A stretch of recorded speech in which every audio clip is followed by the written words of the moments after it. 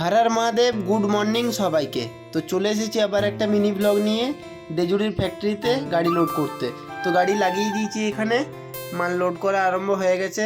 তো লোডও প্রায় হয়ে এসছে। তারপর লোড হয়ে যাওয়ার পরে তিরপল দড়ি বাঁধা কমপ্লিট হয়ে গেছে। তো এখান থেকে এরপর চালান নিয়ে বেরোবো। তো আজকে আমি একা না, শুভ ভাই আছে সঙ্গে। তো চালান পেয়ে গেছি হাতে। এরপর এখান থেকে বেরিয়ে যাব। তারপর চলে এসেছি জামবেদিয়া মোড়ে। তো এখানে এসে ভাবলাম মুড়িটা খেয়ে নিই। তো তাই গাড়িটা সাইডে লাগিয়ে চলে গেলাম মুড়ির দোকানে। মুড়িও চলে এসেছে। এইদিকে শুভ ভাই খাচ্ছে আর এইদিকে আমিও খাচ্ছি। তো এখানে খাওয়া কমপ্লিট। এরপর গাড়ি নিয়ে বেরিয়ে পড়বো, দু ভাইয়ে যাচ্ছি। আর আজকের ট্রিপ হচ্ছে আমার টাটা জামশেদপুরের। তো চলে এসেছি পাম্পে, কারণ এখানে পাম্পে তেল ভরতে হবে। তো শুভ ভাই গিয়েছিল জল আনতে, 2 বোতল জল নিয়ে চলে এলো। আর এখানে দেখতে দেখতে আমার তেল ভরাও কমপ্লিট হয়ে গেছে প্রায়। তেল ভরে টাকা দিয়ে বেরিয়ে পড়লাম পাম্পের থেকে নিজের উদ্দেশ্যে। তারপর আর আজকে বেলেতোড় পেরিয়ে বনগা বলে যে গ্রামটা আছে, ওখানে দেখছি সুইটি বাসটা আর তিরুপতি বালাজি বাসটা অ্যাক্সিডেন্ট করেছে মুখোমুখি। তো এই বাসটারই একটু বেশি ক্ষতি হয়েছে আর কি। তারপর ওখানটা পেরিয়ে আসতে না আসতেই আবার বেলবনির মোড়ে ওখানে একটা বাচ্চা ছেলে পা ভেঙে গেছে অ্যাক্সিডেন্টে, একটা লরিতে মেরেছে। তো এখানে মোটামুটি 40 মিনিট জ্যামে দাঁড়ানোর পরে রাস্তা ক্লিয়ার হলো। তারপর চলে এলাম হেবির মোড়ে এসে গাজনের সাথে দেখা। তারপরে কোনো রকম 1.5 ঘন্টা জ্যামে থেকে বেরিয়ে পড়লাম নিজের উদ্দেশ্যে, পুরো একদম ক্লিয়ার হয়ে। তো পুরো এখন একদম ট্রেনে যাব।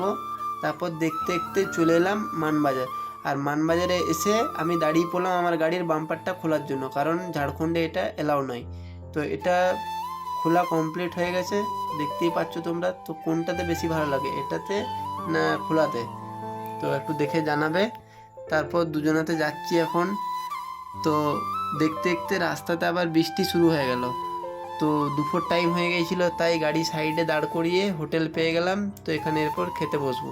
তো এখানে শুভ খাচ্ছে আর এখানে আমি খাচ্ছি। তো দুজনেইকে খাওয়া দাওয়া তাড়াতাড়ি করে এরপর বেরিয়ে যেতে হবে নিজের উদ্দেশ্যে। তো খাওয়া দাওয়া কমপ্লিট হয়ে গেছে, এরপর এখান থেকে বেরিয়ে যাবো। খাওয়া দাওয়া অতটা ভালো ছিল না আর কি, তাও। তারপর দেখতে দেখতে চলে এলাম ঝাড়খণ্ডের বর্ডার। এটা হচ্ছে ঝাড়খণ্ডে আমরা এন্টার করলাম। এবার দেখতেই পাচ্ছ ঝাড়খণ্ডের পাহাড়ি রাস্তা, কত সুন্দর ভিউ।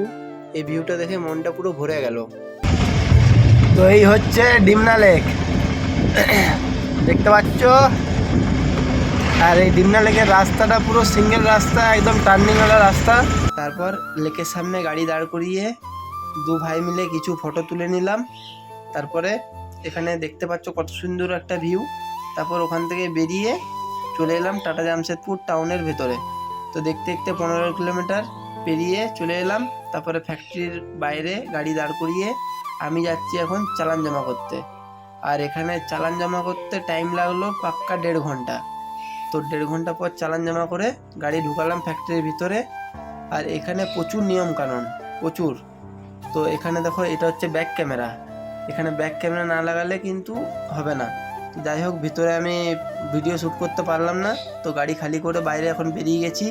এরপর যে দাদা ক্যামেরা লাগিয়েছিল সে দাদাকে দিয়ে ক্যামেরাটা খুলিয়ে নেবো।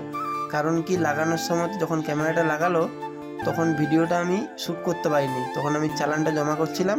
আর শুভ ভাইকে বলেছিলাম, ও ভুলে গেছে, তাই ওটা দেখাতে পারলাম না তোমাদেরকে আর। তো এখন যাই আমরা বাড়ি, দেখা হচ্ছে পরের ভিডিওতে। টাটা, সবাই ভালো থেকো।